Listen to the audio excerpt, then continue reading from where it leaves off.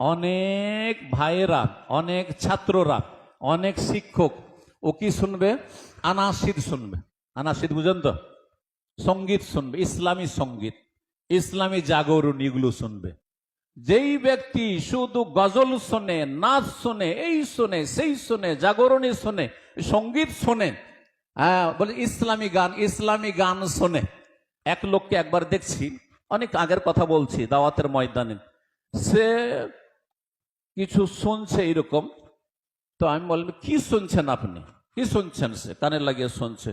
তো বলছে, আমি ইসলামী সঙ্গীত, ইসলামী গান শুনছি। কার শুনছেন?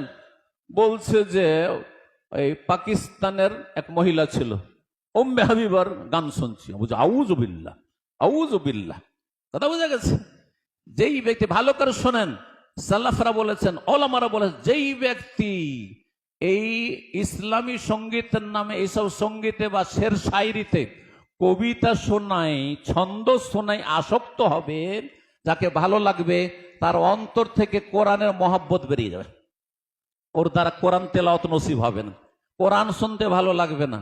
কোরআন শুনতেই যদি ওকে ভালো না লাগে, তো আমার মতো কর্কশ ভাষায় 1 ঘন্টা ধরে ওয়াজ কি করে বা শুনবে?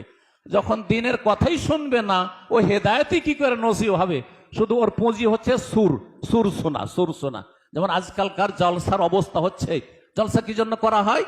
কিছু কালেকশন করার জন্য, উন্নতি কল্পে। জলসা কিসের জন্য করা হয়?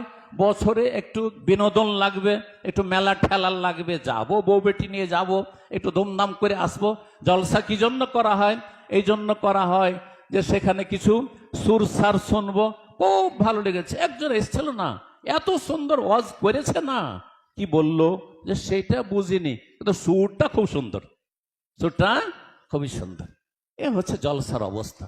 যার ফলে জলসাতে, আগেই বলেছি যে জলসার কথা আমাকে কেউ বলবেন না, আল্লাহর রাসূল।